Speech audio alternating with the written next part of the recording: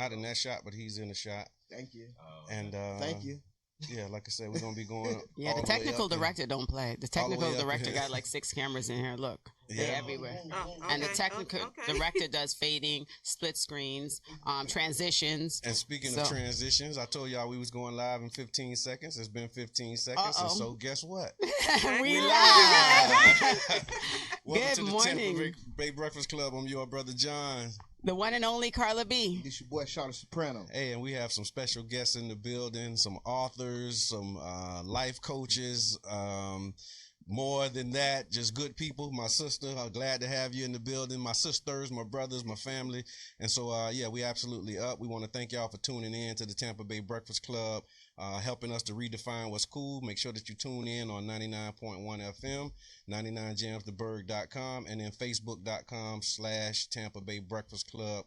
What's good, y'all? What's good? What's good? Good morning. Good morning. Good morning. It's Sunday. We up. All right, we up. We're gonna do a round of introductions. We're gonna start over here with my man JB. Who you is? Good morning. Good morning. This is Jason Bryant with New Era Thinking. Hope you guys can hear me all right. I'm just excited to be here with all these wonderful people, loving the energy and the laughs already. I'm just here to laugh. And all right, and I'm Samantha Harris, St. Pete native. I'm here on behalf of the First Book Club. I'm here on behalf of my new book, co-authored with Jason. All right. And I'm Lisa Washington, life coach, also author, and I'm glad to be here. All right. And Brother John's sister. Yeah, you gotta say it. Look, you gotta drop that whenever you can. That's like. That's another 30% or more increase on book sales right there. Shoot. That's what I do. I go, I'm friend of Brother John. That's how that happens. Is that how we do it? Look, so y'all know that happened with my wife all the time, right? I always tell this story how she was in rush hour and on the receipt they put Brother John's wife. Oh. And so what we trying to do is introduce individuals so that they don't get used to being tagging on to Brother John. So what's in the news, man? What's cooking, y'all? What's happening? 2020 Democratic debate. The field of too many, in my opinion. It was a 2-day event. Right. It was a 2-day like extravaganza. Right. It was like, it was cookouts people was having. Shout out to SCIU. They had an event. So that means I missed some food. It was a fish fry. It was a fish fry. So look, that's late the night Jabbar version, cookout. right? So that's the Late night Jabbar cookouts. So what he's saying is there were debate watch parties. Yeah, that was right. They did it real big. He called it a cookout, though. Okay, I see what you're saying. Right. So, any clear winners on the debate? I think they saying Kamala Harris has came out as the front runner. I heard I watched some of it. Yeah. She was strategic, and they get mad at her, right? Because they saying it was thought out. They're saying she was waiting for her spot. But you're supposed to do that, right? Exactly. She prepared for her debate. That's what I'm saying. Right. And that's the test. How dare she prepare? How dare you be prepared? And y'all had shirts. Y'all had a hashtag. Right. You mean everybody else was sleeping? You mean everybody else slept while she was prepared? No, they were prepared on when it came out with they Spanish, Oh, yeah. And then Cory Booker was like, he was shocked because that was the mic he was going to drop. And then the next question, he dropped his Spanish speaking. Everybody had to show that they know a couple bars. Listen, man. Listen, they're understanding the numbers. They're understanding the numbers. Only one candidate spoke about reparations. I didn't get the name of that person. But okay. It was such a hot topic, you would think they would have talked about reparations. But they were saying that Kamala Harris is the police, though. That was kind of the thing too, with just her background. They all the police, man. Once you get to that level, man, listen. And she was like a prosecutor. She was like got some bad history. Yeah, I mean, when you get to that level, it's all some type of, So you got to get over that. As a people, we have to get over that stereotype, and that is a phobia. It's a police. Oh, she was a prosecutor. She can't. Hold on, slow down. Because some of these guys, these white guys, were prosecutors. Some of these guys. So you can't have a higher litmus test for our black candidates because they can't reach it. You have to be into law to get this high in politics. Yeah, right. And then what I found that we saw demonstrated was when you're a prosecutor, that means you're quick thinking. Yep. That means you are going to be aggressive. So when they're looking for the weakling, right, you'll be well prepared. When you're looking for the weakling female here, no, they're candidates. That's what you got. So you got candidates who, if you're running for to be the president of the United States, then this should be our simple expectation. So we shouldn't be acting surprised. Right. Nothing less. Let's stop with this wide angle shot of 20 plus, and let's get this thing narrowed down so we can use the time wisely for people to get to know these candidates. I think I honestly think, because it was so scattered. She really, they say debates don't really do nothing for candidates. So they do like stats and data. They say people just come in to cheer their candidate on with debates. Yes. But with this one, I think she kind of really stuck her head out in front of, when they racing. She stuck her head, chest, and everything. She leaned forward. Yeah, she leaned forward. She didn't lean back. She leaned back. You say that though, you mean that when they go on these debates, they don't win new followers? They say they got tests and data about all this. That has been proven to be wrong. They had all that testing data with Trump. That's the number one thing we need to put out there. Don't watch the data out. When data wrong, you don't throw all data out. So let's say they were wrong data with Trump. But that doesn't mean every data that's in front of you now throw out. Yeah. You look at it, but you don't just throw it out. You get what I'm saying? Because some data is bad. I think at this early stage, I think that because there's so many that once you do see, I think the debate will kind of like, I think this like people wasn't checking for Miss Harris, before this. She was written off. And so I think, as the police. As the popo. So I think in the early on, it'll kind of put some people in positions, but then as you get further down the line, then people have already kind of made up their mind, and it doesn't really maybe influence anybody after you've already decided. Another thing I saw with the Youth Expo, the Lou Murphy had a powerful weekend. Louis Murphy Jr. Shout out to him. First Downs for Life. I got on my shirt. Okay. Shannon Liggett. It was so many people there, man. Yeah. Shook Martinez, a couple of the coaches, a whole bunch of the superstars of St. Pete, man. It was like rappers. It was like Rod Wade. They had directors. They had like so much. They had people that I didn't know was from St. Pete and super successful.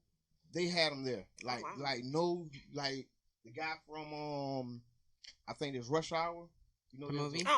There's a show on ABC. Because he's from St. Pete. The main character. The guy from St. Pete. I don't want to murder his name. So. Yeah, but I know you're talking about. It's a show that was made after the movie Rush Hour. Yep, and he is. And it's a brother from St. Pete. Yeah. And he was there. A couple producers from Hollywood was there. Big Shot, LJ, Maurice Spates, and Shannon Liggett. Right. And they whole team. They did it. Yeah, they did that. They came out to Child's Park as well, so it was like a 2-day event, 3-day event. Yeah, they had the basketball game on Friday night. And then they had the Art of the Hustle on Saturday. So the Art of the Hustle, it was special to me because what they were saying is a large percent of athletes don't make it pro. Right. And to have the professionals get up there in that panel and tell the kids looking down like, hey, look, wait a minute, the stats is the other way. So the rest of the program, they had Dress for Success, they had financial stuff. So they really kind of turned the corner. Right. And said, okay, we're gonna have this sports, and we're gonna do the sports on Saturday, but today we're gonna talk about the realities. Right. Yeah. And that Art of the Hustle was special, man. They really, it shocked me. I didn't know what to expect when I walked in. Right. I just thought this was going to be a regular, what they usually do. I was going to say, is this the same event that used to be at Lakewood High School? Event. This is year 12. This was the 12th year, and I think they added the Art of the Hustle element to really, talk to the kids about, hey, the reality is, y'all ain't going to make it. What's plan B? The likelihood. The majority. Not kill nobody's dream. Yeah. Work hard.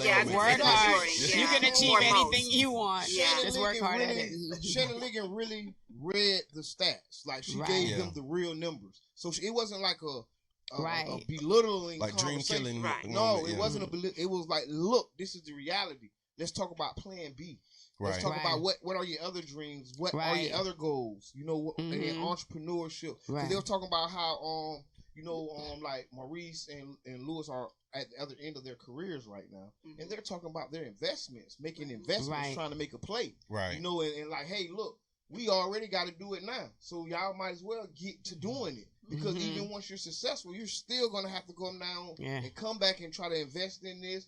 I think Spade said he got some restaurants and some trucking companies and stuff hauling. So I'm like, wow.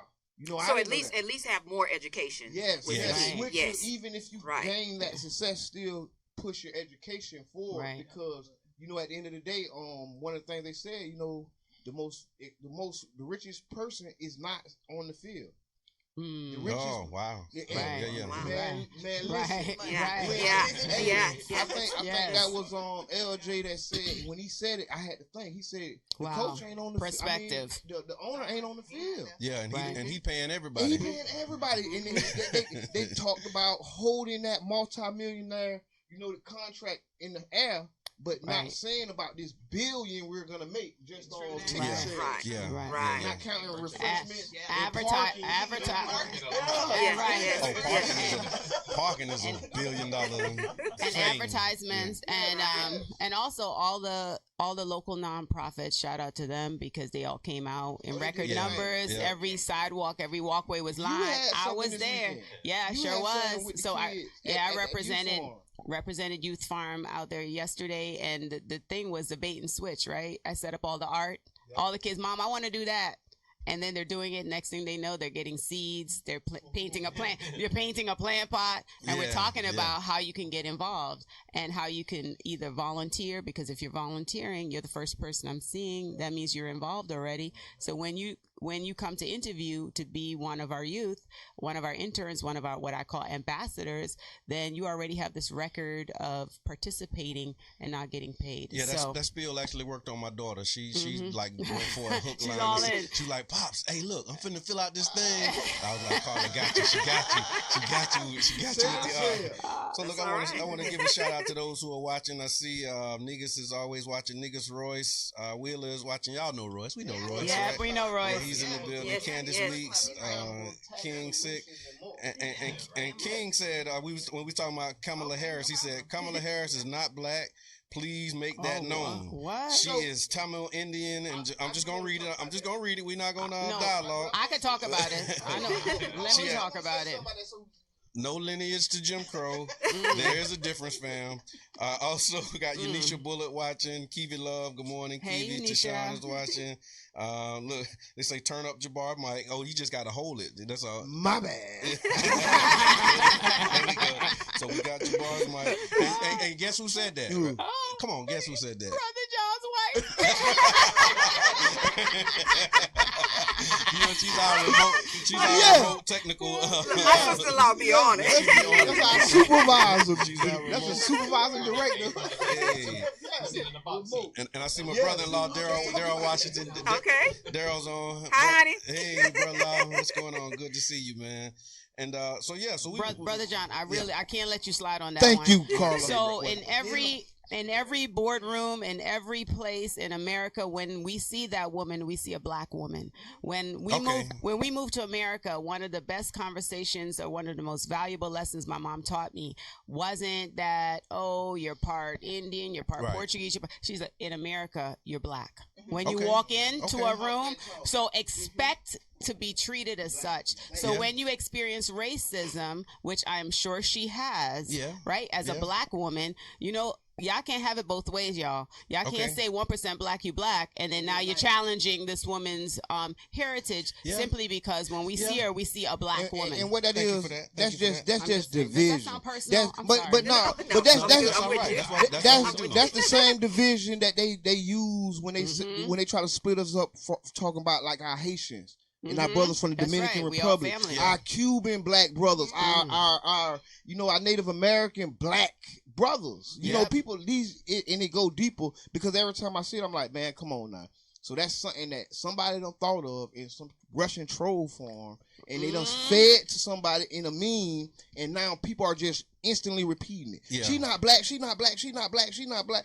Wait, hold on. The lady went to segregated schools. She was on the second segregation. That's what they talking about. Yeah. She was on the bus. She was on the second bus. She got bussed out to school. She was on the second bus from segregation. So that means before she was in segregated schools. Right. So whether she was black, Indian, Jamaican, Haitian. I hate when they do that. Black American. She's not Black American. Yeah, because that's a correction. Because it said in the comment that there was no connection to Jim Crow. So with her being bussed into schools, that is a connection to Jim Crow. She couldn't just. You mean she couldn't just go to those schools? No, Indian. she was excluded. What? That's shocking. You Negro. That's how they say it. You Negro. All right. So look, we got our authors in the building. We didn't bring them here to just talk about that. We want to talk about the new books. New author Samantha Harris, Jason Bryant, Think, Plan, Prevail. Also Lisa Washington. Give me the title again. A caregiver in the last hours. My heartfelt stories on death and dying. Yes, and we're gonna really go into that. Go into that because I mean that's a real topic that we run away from in our community. We don't want to talk about that when we talk about just having a conversation with your family about getting life insurance. Oh, don't talk about that. Yeah, that's right. Look, we got to have these stories and these conversations about death and dying. I got the chills when she said it. I'm like, ooh. Yeah. Ooh. Oh yeah, because it's real. It's absolutely a real thing. And so what I'd like for y'all to do is tell me about this process, because I remember we had the New Era Thinking. We did Results Not Regrets, and from that it just kind of picked up into, okay, anybody want to write a book? That was one of the questions. one of the questions was, do you want to write a book? At the Dreamers Paradise. That's what it was. So and execution. And I'm talking about straight up. So it was like, y'all want to write a book? And after that, here we are, 90 days? Maybe 4 months later? I'm inspired. Yes. I'm inspired. So we're writing a book. I'm inspired. Say no more. Yeah, we'll be here in 120 days without books on the table. But that's how it happened. I mean, that's really how it happened, how I saw it happen. And so if you could tell us a little bit more about the book club and what that process is like. So. Awesome. I would love to. Thanks again for having us on today. It's called the First Book Club Publishing Incorporated. There you go. Okay. And actually it began, I wrote a book late last year, and it took me 5 years. Okay. Right. It took me 5 years. So once I had my party, folks were approaching. They were like, hey, I want to write a book. What do I do? So I would send emails, I would send text messages, and I would check up, and nothing would happen. So I showed up at the Dreamers Paradise workshop, met Lisa, Royce was there, a couple other people who were there, and I was like, okay, this is the truth. I was like, okay, God, what do I do with all these people? And he basically said, just tell them what you know. Right. I said, okay. So I gathered everyone up, started sending emails, and we formed the First Book Club beta group as a closed Facebook group. And he gave me the outline, told me what to do. I gave everybody the outline. I was like, listen, if you're with it, let's do it. Right. And then another step with the program is that what I found is that when you have the book, you can actually step into the room. Like, it opens up other opportunities. It'll open up panel opportunities, speaking opportunities, conference opportunities, webinars, things of that nature. So because you're now published. It gets you in the room. You're published. Exactly. So that's included into the First Book Club program, which you can go online, firstbookclub.com. Barcodes. Oh yeah, they look like they for real. What y'all talking about? Like, this ain't no Vanity Press stuff. This ain't no print your own at Office Depot book club. It's for real. Yeah, this is for real. Exactly. This is not the Office Depot. Exactly. Oh yeah. So if the I First Book Club. Right quick, the best thing about it is that it's a DIY program. Like, you do it yourself. You're just paying for my coaching. I'm going to push you through these 90 days. You can actually publish in 60 days, to be honest. Okay. You can publish in 60 days. The bulk of the work is the first 35 days. That's from going what's in your head to having a complete manuscript. When I say manuscript, I mean, you open the book, you have your front page, you have everything. Like, you're submitting it to an editor. It's professionally edited. And so after day 35, you can start working on your book cover. Right. It's really streamlined. It's easy to do. It's going to take focus. Like, that first 35 days is going to challenge you. Yeah. But after that, you good. So Lisa, tell me about your experience with the First Book Club. Oh my! Is it what she said it is? Yeah. She's not just selling it. No, it's exactly what she said. The experience alone was a wonderful journey for me. The challenging part was just what she said, the writing, because I went to Eckerd College, and for most people that know, Eckerd College is a writing school, so I wrote a lot of papers. I remember. So, I remember. So I raced home after she told me she would help me, And I started an outline. I sent her a text back. I was already started on my outline, and then she came in back and she was like, okay, so I need you all to start brain dumping. I'm like, brain dumping? Like, huh? And so, so the brain dumping process was to put all your thoughts on paper, just put it there, and then go back and then kind of align it with your outline or do an outline. Right. So I had kind of got ahead of myself, but I mean, it kind of worked out in the end. But so that was the challenging part, just putting just without thought, just taking, because you would kind of know what you're going to write about if you've been saying that you want to write a book. So that is just taking those thoughts.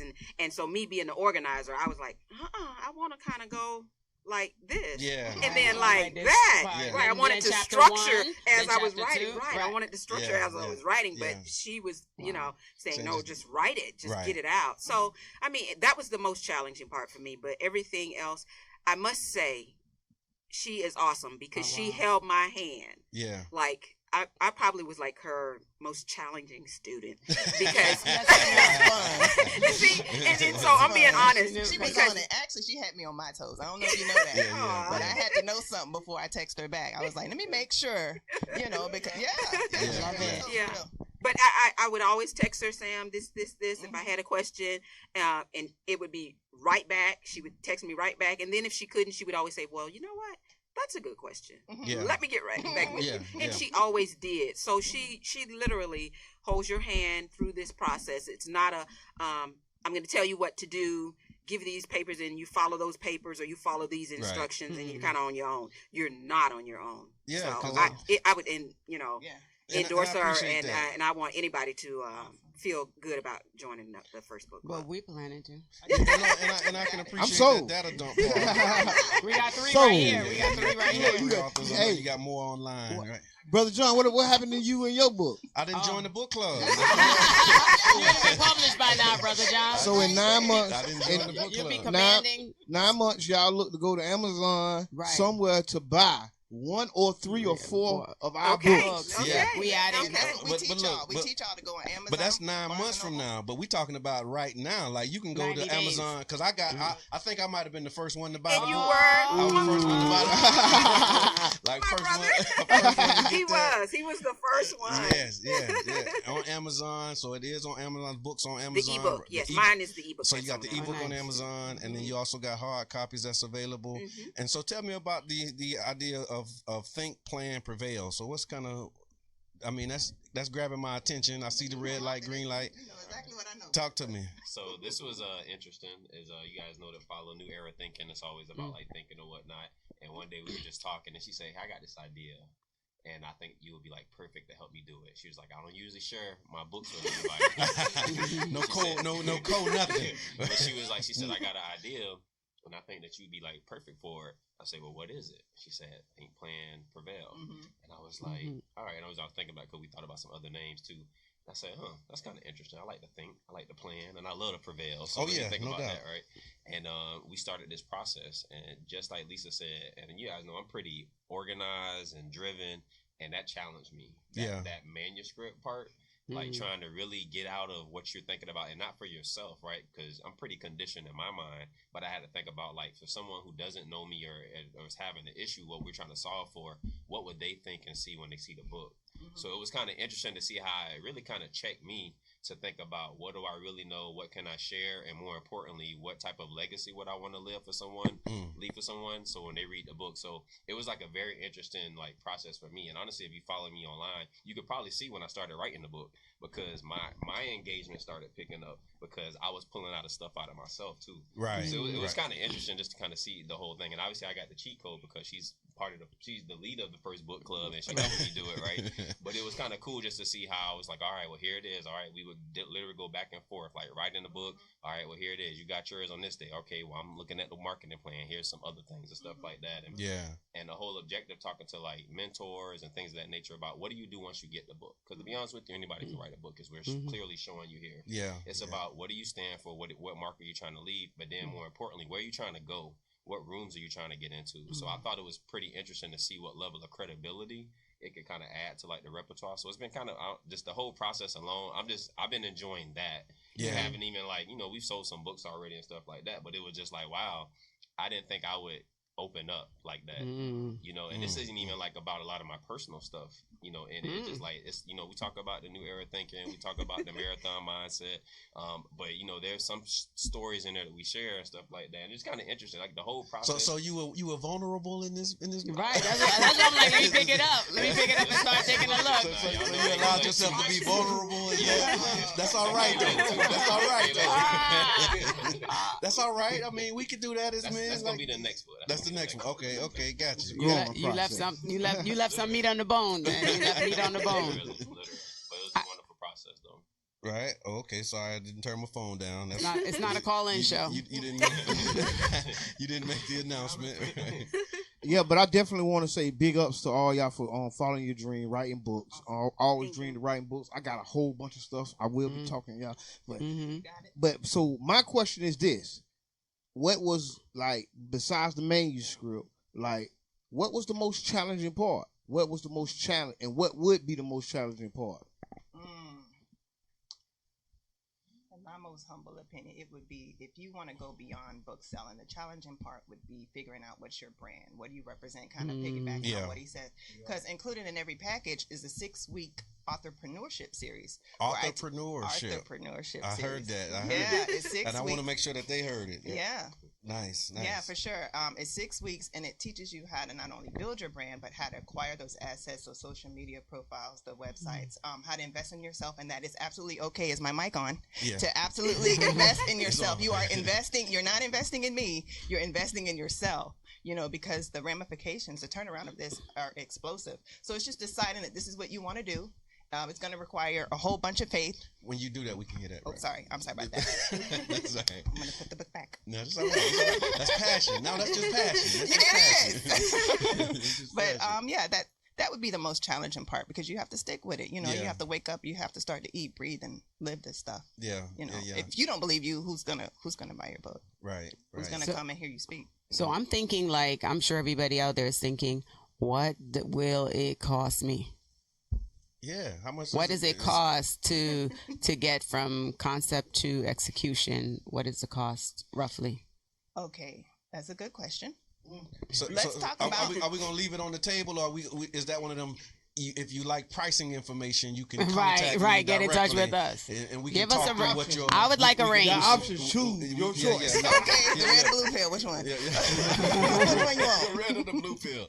Right. I'm gonna answer that question. Sure. Thank you. First, I would like to talk about the investment in the book. Okay. Lisa, can you give a roundabout figure of how much you invested in your book, and then I'm gonna ask Jason the same question. A roundabout figure, everything. I would say close to 2,000. Okay. What about? That was about right. Yeah, and because we co-authored, we split the cost. So again, let me just say, this is a DIY course. Let's do that though. So you're gonna do it yourself. You're gonna That's an investment in yourself. It is. That's it solid. is. That's so solid though. Yeah. And you get it back the first shipment of books. Like we ordered 100. How much we have to sell to make our money back? Like 50 books. Yeah, I think we only ordered 50 books. We're gonna make our money back. Yeah. Right. And so after that, everything is profit other than printing. So DIY means that you are paying someone to custom design your cover. Okay. It's both ebook and a print book, so you get both. You get the benefit of both. You don't have to use them, but there's the benefit of both. Right. All of that stuff. So that's your cost. For me to coach you, for the 90-day program, is $99 this month, $99 next month. Okay. And the third month you don't pay. Yeah. For the 60-day program, it's just a little bit higher because you're finishing faster and I have to absorb the content. So it's I believe it's $149 this month, $149 next month. But I can appreciate that. Yeah, because really here's the thing. So I got a book that's been in my head for about 20 years. And so me too. And so if it's just paying, for that to be able to do, I mean, that's crazy. And you see it work. I mean, it's just like, I'm like, God, dog, that's all I had to do, all this stuff. You know what I mean? That's very fair and reasonable pricing. Thank you. I would say it was very provocative of you to answer that question. Yeah, thank you. Because we ready now. But you gave a great answer. I'm motivated. I want to you want to talk sign to up? you later. We all signing up. Yeah, because again, and think about it as the investment in yourself, investing in your legacy, investing in your branding, and just like you said, you're opening doors because now you can lead with these things, and being a published author, you know, has a lot of weight. And so when you add that to the resume, it makes a difference. You can command a much different type of speaking fee when you show up someplace. When they say publish, and you can make you can go and speak, right? And then you set up your table in your booth outside of your speaking engagement, and then or sell your book a part of your speaking engagement. So now when everybody leaves, look under your seat. Everybody get a book.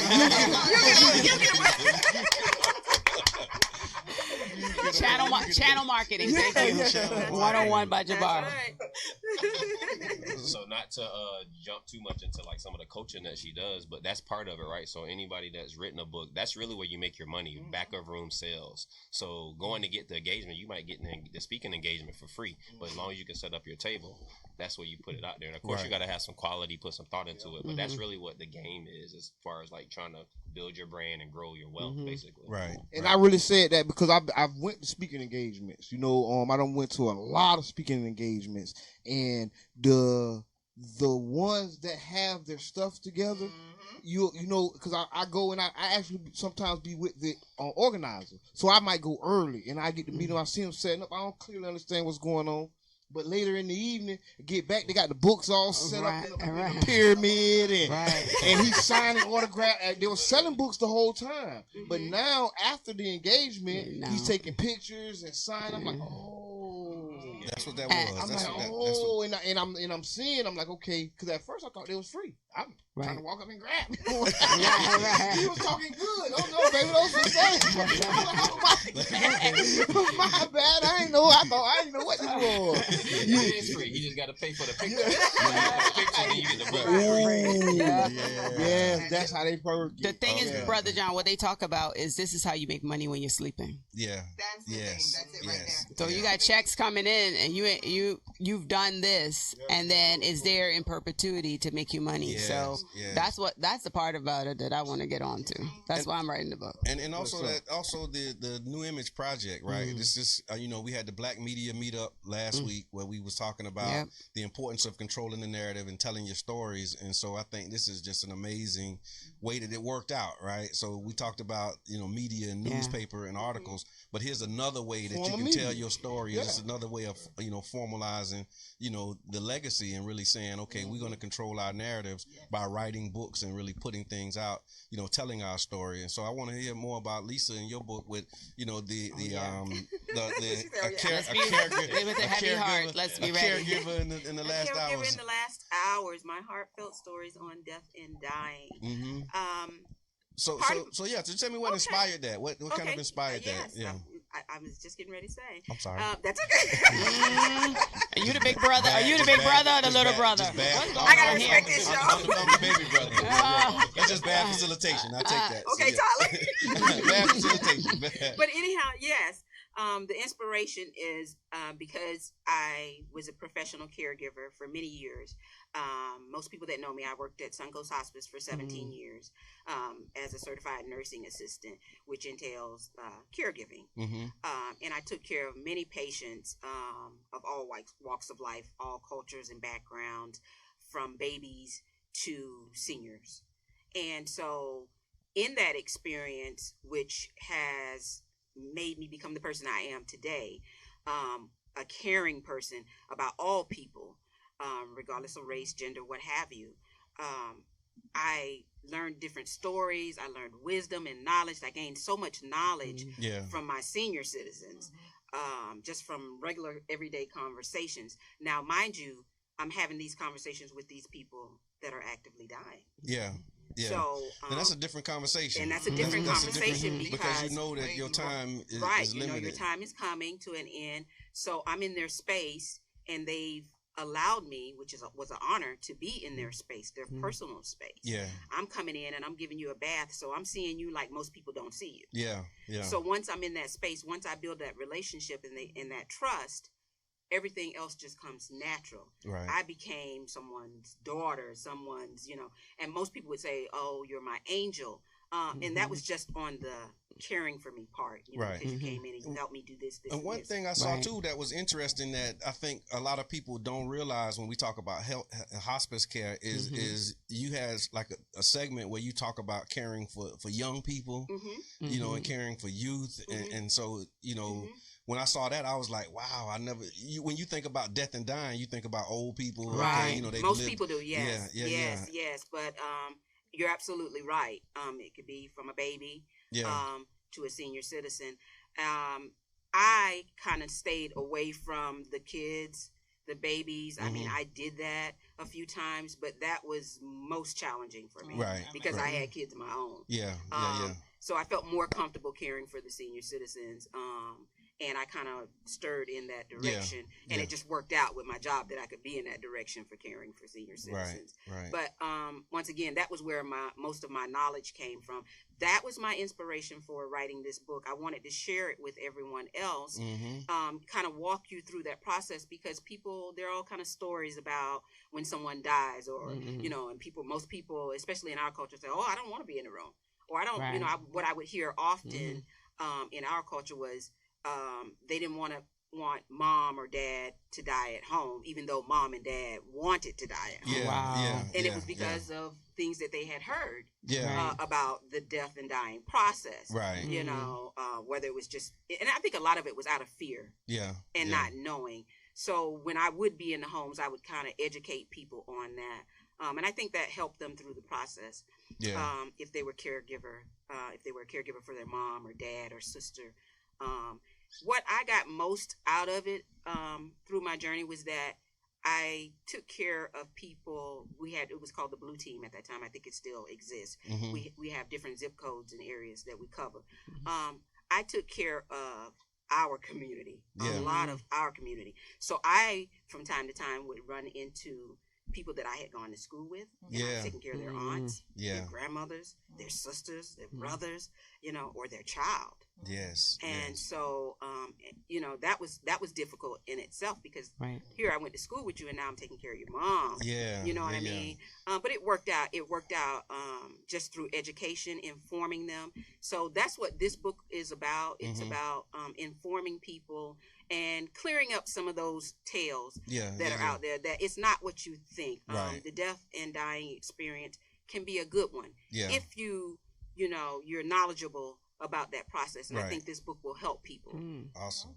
No, that's amazing. Wow. You know what's interesting? Yesterday, Jade went to a quinceañera, a Spanish 15th birthday celebration. On the way, we had some time to kill. We dropped her off. First time dropping my daughter off for she's going to a party that looks like a wedding, but we're not.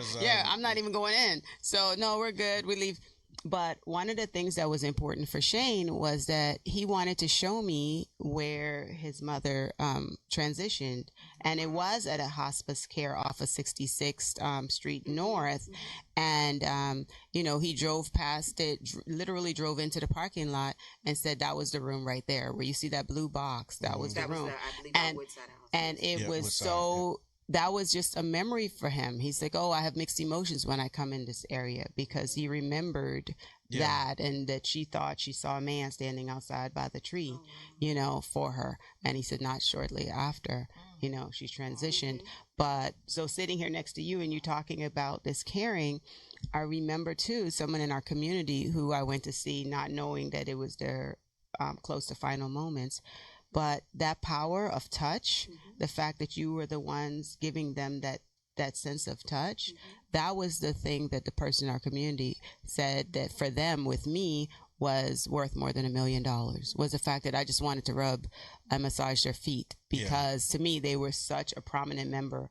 And to see them laying there not looking like the person I remember, I still wanted to show them that everything they've contributed is appreciated. So that's what I did. I just said, hey, can I have some lotion? They said, you need gloves. I'm like, no, I just want to, this is how I want to honor this person. Right. Yeah. One of the tales that are out there is that people often say, well, they think that the person that's dying is afraid to die. And a lot of times what I've learned through the years was that it was not the case. The most important thing was that they are afraid of dying alone. No. Yeah. Not so much of dying, because a lot of times, you know, as a caregiver, and then we had nurses and social workers coming in, so everybody was educating. Yeah. Not just the patient, but the families too. Right. So once we got everybody on the same page, then they came to that resolve too, that okay, I need to be here for mom. Yeah. I need to be here for dad. You know what I mean? Right. The most challenging for me through in that process, and I mean, and I don't want to say that it got better over time. I was going to ask you that. Just, like, yeah, how, it didn't get better over time. I still cried when I was with somebody that died, or I took care of somebody that died. And I went to funerals at the family's request, and I spoke to funerals. The most challenging part was actually holding somebody's hand when they take their last breath. You know what I mean? Yeah. That's something you can't even really put into words. Right. I mean, that's just an experience. But you have put it into words. Yes, I have. I guess I have. Yes, you're absolutely correct. I have. So, I mean, but as close as you can. I did as close as I can. I mean, but, you know, like expressing it when I'm talking to somebody, you know what I mean? That in itself is an experience. And I just encourage our families to be more inclusive. When you have a loved one, don't kind of, you know, shy away from that. And just read the book and get knowledge about it, because it can help you when you're dealing with somebody in your family. I want to say thank you for your service, just like you serving in the Army, because I mean, you made me look at your job different. So we had a lot of nurses on before. I worked with nurses. Yeah. We done nurse photo shoots. I actually am finna put up the nurse photo shoot, but. You really, like Brother John said, you put it into words, because sometimes you are, you know, somebody's last angel, you know, and accepting your job. So like, yeah, I mean, that's a calling. That's not a job. Yeah, definitely. That's a calling. Yeah, that's absolutely a calling. Did it feel like a sense, I don't know the word, a sense of relief to get this out of in here and to put it to share with everyone? How did that feel once? Yes, it was. I mean, at times when I was writing this book, and my husband could attest to this, I feel like I got bricks on me. I'm just walking around with bricks and bricks. And I was, you know, because it's heavy. Yes, Yeah. Yes. And I, you know, for years I had wanted to get this out. I even said to some of my classmates when I was in school, when we have certain classes together, and we'd end up talking about, you know, someone dying, or, you know, being a caregiver or such. I would tell them, I said, I got to write a book. You know, because I would share my stories with my classmates and with the professor in class. When we had to talk on certain subjects, I would talk about that. I mean, that was what I knew. And so I just always knew that I had to put this on paper to share with other people. People need to know that it's an experience. It's okay. But some people need to be walked through that process. And it's a part of living, right? It is. We're all going to go. We're all going to go. You know, and being able to have, you know, some insight on what that's like and on how you can really care for somebody from the experiences of somebody like yourself who's cared for many people, you know, and being able to share different aspects of it and different, you know, because since I got the first copy, I got like I seen a lot of things that, you know, it was amazing. Because I know how you are, because, you know, just growing up, but just it gave me a new level of appreciation for the path that you've chosen and the work that you're doing and the service that you're giving. And I just wanted to, you know, if we have an applause button, I want to applaud you and just salute you for that. Thank you. Thank you so much. It's a needed work, like what Jabbar said about, you know, giving service to the community. And it's a service that goes, you know, overlooked oftentimes, you know, and so I'm encouraging people to get the book. Those are some amazing stories. You say heartfelt stories. It is, you know, and it's not a sad book. Thank you for that. Thank you for that. Because I'm sitting here like trying to hold back. It's not. But it's real. It's heartfelt, and it really gives you that perspective. And I had those aha moments, like, wow, like what Jabbar said. I never thought about it that way, you know. And then you gave, you know, different stories and experiences, and so I really encourage people to go out and get it. You can get it on Amazon.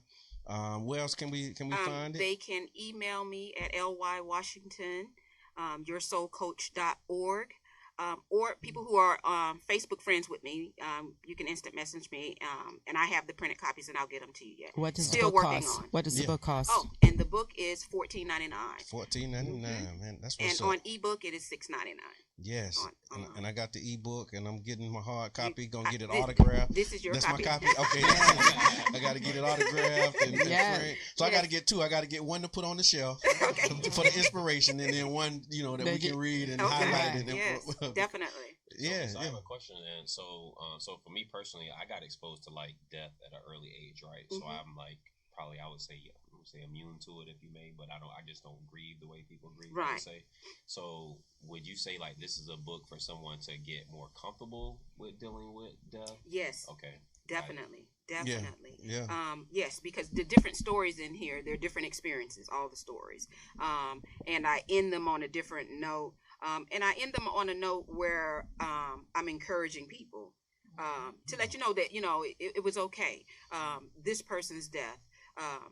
I think in one of the stories I shared that I have a new found respect for so-and-so because they died the way they wanted to. Yeah. A lot of times we don't die the way we want to, so that don't happen too often, and I saw that. Well, you can control, right, this is the way I'm going to go. I dictate that this, this is going to happen. Say, for instance, I want to die at home. Yeah. Like I said, most people have a fear of having their loved ones die in that bedroom because I'm not going to go in that bedroom anymore. Yeah, because so-and-so died in there. You know what I mean? Yeah. But the patient actually wanted to die at home. Right. And then to get the opportunity to do that, I see you, Javon. Like, you got to get the book, bro. You got to, because that's the boogeyman.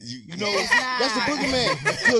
Because in certain cultures, that room is now a shrine. Right. You go in there and take your shoes off and pray and dip your head in water in that room.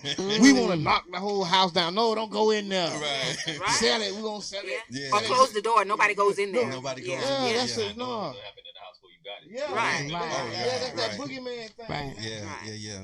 But I think that speaks to what she was talking about respecting the wishes of the person who's dying.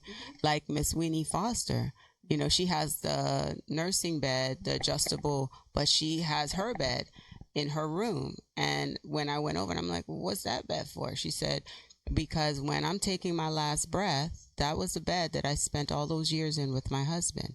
She said, I want to be moved over to that bed, and I want everyone, like my family, which includes you, Carla, around me in that bed.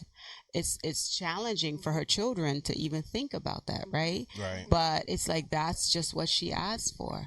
And I thought of it as being pretty special. No doubt. All right, so you can get it on Amazon for the ebook. Your inboxer, go to yoursoulcoach.org, and you can actually get copies there. And in the time that we got remaining, I also want to talk about Samantha and JB's book, Think, Plan, Prevail. So what inspired your book, and what's kind of the premise of it? I mean, the title seems like it's kind of self-explanatory. How to overcome opposition. Is that what that is? Look, I paid a lot of money for these glasses. I can see it from wow. Right. How to overcome opposition. So what inspired you to do this book? And tell us a little bit about it. Struggle. Okay. Struggle inspired it, like constant lifelong struggle is what inspired it. And just having the mindset, like the first step, think, is the most powerful part of the book, because we become held hostage by what we think. So if we're in the struggle our whole life, and if we're thinking we're never going to get out, then we're never going to get out. Yeah. You know, so the book just teaches you these 3 steps of how to overcome any opposition in your life. You can apply it to any aspect of your life. Right.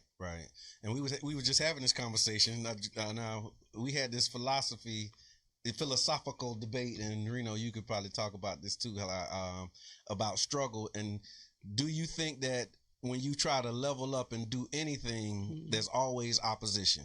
Of course. Okay. Especially by certain groups. Yeah. And what always something contrary. And so let me explain what my theory is. My theory is, get ready, y'all. My theory is some people do not experience any opposition or pushback on succeeding. Some people soar to success. Some. That's a strong word. I said some. Yeah, some people soar to success. And one of the things is, once we put opposition on our heart, we're gonna find opposition in everything we do. And I think this is perfect because that's the think part of it, right? Once you think, because that's what we kind of concluded was like it depends on how you think about these different things, because sometimes we think about struggle as, oh my God, this struggle, but then you can reframe it and say, hey, this is just a necessary, part of the process for me to get to where I'm trying to get to. Perspective. It's just perspective. That's it's exactly what it is. Yeah. Instead of it being struggle, this is a creative moment. Say that again. Yes. Because we need those tools. Those are tools. That's it's a creative moment. We need those tools. Yeah, we really need those tools. And it's challenging sometimes to, be creative in the face of, leveling up. So that's amazing. And then to succeed, sometimes you have to be creative. You have to use your imagination. So y'all make sure y'all have y'all kids using their imagination, because you have to think of the process to get out of it. Yes. So sometimes you have to make it up. You have to be inventive in your mind. Problem solving. You have to be, because if you only have what's in front of you, the options aren't there. So you have to imagine it. Yeah. You have to tap into that spot in your brain. Yeah, that think part is key. And if you imagine, we have the new era thinking stuff in there, right? Sir. It's about reprogramming your mind, right? But it's also about being real, about kind of what you said, what Shannon said at the event was, you got to be realistic with yourself, right? Yeah. There will be opposition. There will be obstacles. But your trick that we're trying to play on there is that just know that it will be there. So you have to think like the ant philosophy. When you try to, if an ant's crawling on the table, you put your finger in front of it, the ant's going to try to crawl around, up, around, whatever. It's just not going to stop. Yeah. So that's, right. so that's what we talk about in the book. I like that. I love that. But that's scripture, though. The scripture say, thou sluggard, study the ants, and become wise, right? And so, no, that's powerful. And a man is as he thinks. Absolutely. And so, where can we find the book? Same place? Amazon? Yeah, you can find it at thinkplanprevail.com. You can check all of our social media pages. They're all the same. And if I could just do a quick plug for the First Book Club, right quick. Once you join, you're always family.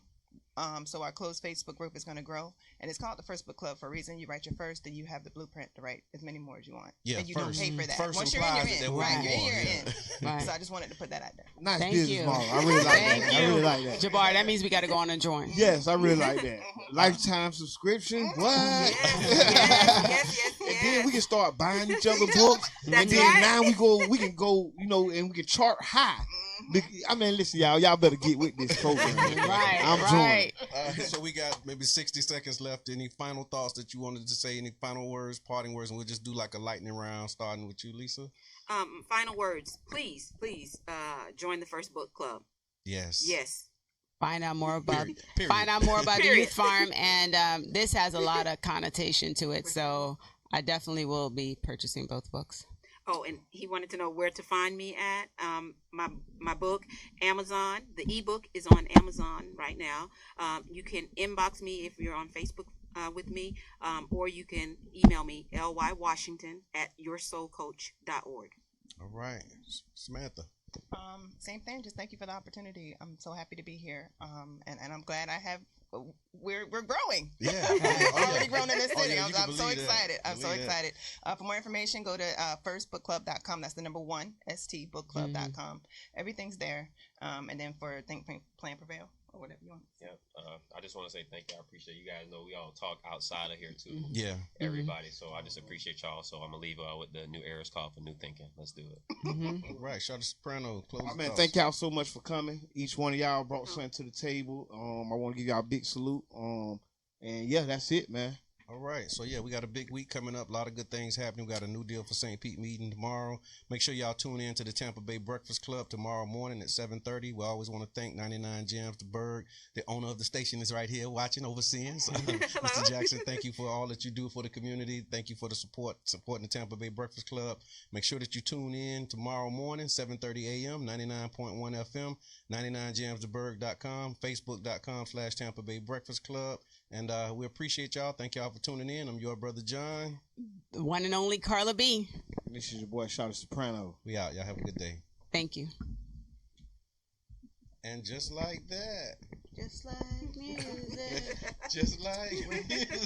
Where's the...